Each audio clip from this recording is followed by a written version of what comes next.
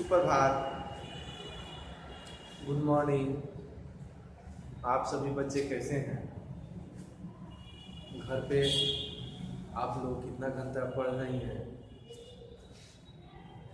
आपकी पढ़ाई कितना अच्छे से चल रही है? ये बात आप खुद जानते हैं, क्योंकि ये जो समय है आप लोग बहुत कीमती समय है, इसे आप लोग गंवाए नहीं, मन लगा कर पढ़ें। और जो भी कुछ दिक्कत होता है आप स्कूल में आए और पूछें। प्रतिदिन क्लास चलता है, ये तो बताना नहीं है। सोमवार, मंगलवार और बुधवार तीनों दिन 3 क्लास है। EFG का आपका सोमवार है और एक का मंगलवार और बुधवार जी का। सेम वैसे ही आप आइएगा, आगे चलिएगा तो बृहस्पतिवार को ही है, शुक्रवार को क्या है F है और जी जो है शनिवार को है।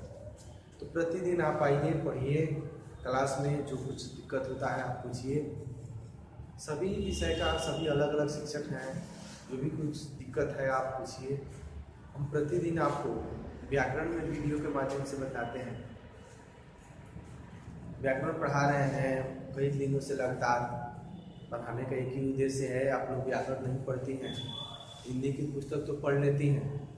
आप पिछली क्लास में जब थी उस समय भी व्याकरण नहीं पढ़ी, फिर व्याकरण पढ़ेंगी कब? 10वीं, 9वीं, 10वीं क्लास तक सभी बच्चे जो होती है उस सबको पढ़ने का ये, उसके बाद से साइंस कुछ सब्जेक्ट ले लेती है, कुछ आर्ट्स ले लेती है, उस समय व्याकरण मिलता नहीं। हमने यही सोचा है कि व्याकरण को पढ़ाएंगे, साथ साथ हिंदी की पुस्तक भी पढ़ाएंगे, ठीक है। लेकिन आपको जो दिक्कत होता है हमसे पूछिएगा, तभी हम कुछ बता पाएंगे। आप लोग शांत रहती हैं, कुछ पूछती नहीं है, क्लास में पूछने तो बताती नहीं है, ठीक है। पढ़िए, आप लोग मन लगाकर, कोई दिक्कत हो आप मुझसे पूछिएगा, ठीक है। देखिए, विराम चिन्ह जो है उसके बारे में हम बता रहे हैं पिछले कई दिनों से। पूर्ण विराम बता चुके हैं, अल्प विराम बता चुके हैं, अर्ध विराम बता चुके हैं कि इसका केस कहाँ प्रयोग होता है, ठीक है। उसी प्रकार आज पूर्ण विराम के बारे में बताएंगे, जिसको अपूर्ण विराम भी कहा जाता है, ठीक है। अब कहीं अपूर्ण विराम देता है, कहीं विराम देता है, ठीक है। देखिए यहाँ पे इसके बारे में डिफिनेशन कुछ जान लेते हैं। जब किसी कथन को अलग दिखाना हो तो वहाँ पर उस विराम का प्रयोग होता है। आपको किताब में पढ़ेंगे समझ में नहीं आएगा, बहुत साधारण शब्द में हम आपको लिखवाए हैं। जब किसी कथन को अलग दिखाना हो तो क्या किस चीज़ का प्रयोग किया जाता है? उप विराम का प्रयोग किया जाता है या अपूर्ण विराम का प्रयोग किया जाता है, दोनों एक ही है। देखिए यहाँ पे दिया है, 2 बिंदु दिया है, ठीक है। आप देखिएगा, मैथ में जब जाइएगा आप इसको क्या कहेंगे? अनुपात कहेंगे, ठीक है। और नीचे देखिएगा 4 बिंदु दिया है, उसको क्या कहते हैं? समानुपात कहते हैं। लेकिन हिंदी व्याकरण में जब आप पढ़िएगा उस समय इसको क्या कहेंगे? उप विराम कहेंगे या अपूर्ण विराम कहेंगे, ठीक है। मैथ में क्या कहते हैं? अनुपात, समानुपात। और हिंदी में व्याकरण है उसको क्या कहेंगे? उप विराम या अपूर्ण विराम कहेंगे, ठीक है।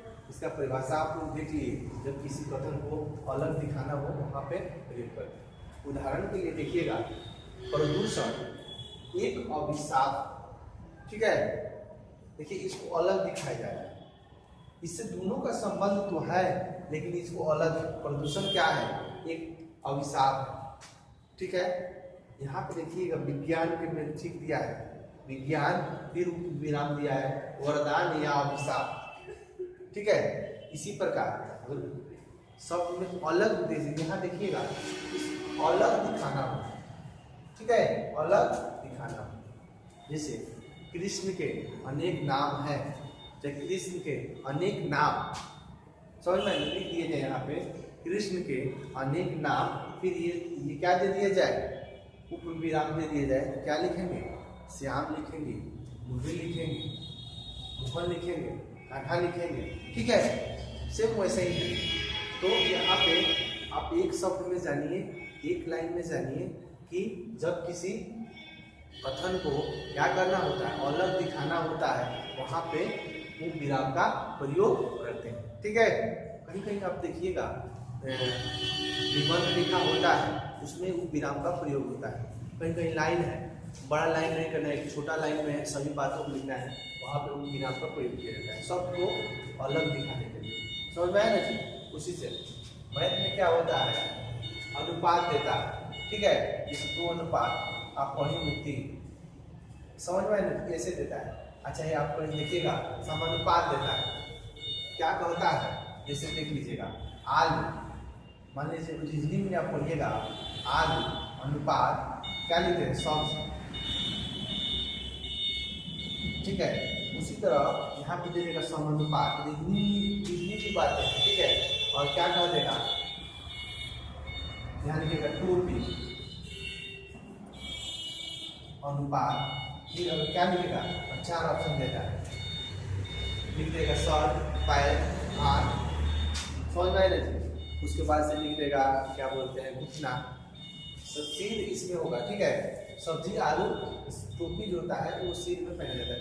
ये सब रीजनिंग की बातें हैं, आप पढ़िएगा तो देखिएगा, बहुत सारे रीजनिंग है इसमें। रीजनिंग हम लोग को पढ़ना नहीं है, हम लोग हिंदी व्याकरण के पढ़ रहे हैं। ठीक है, तो हिंदी व्याकरण के माध्यम से ही समझेंगे तो अच्छा होगा। उदाहरण के लिए समझाने के लिए वो सब बातें बताएं, तो इसको देख लीजिए, समझ लीजिए, कोई दिक्कत हो आप मुझसे पूछिएगा, बताएंगे। ठीक है, ये तो दिक्कत होगा नहीं। समानुपात देखिएगा, अभी आगे बहुत 4-5 और है विराम चिन्ह, समझ में आया ना जी, उसको भी बताना जरूरी है।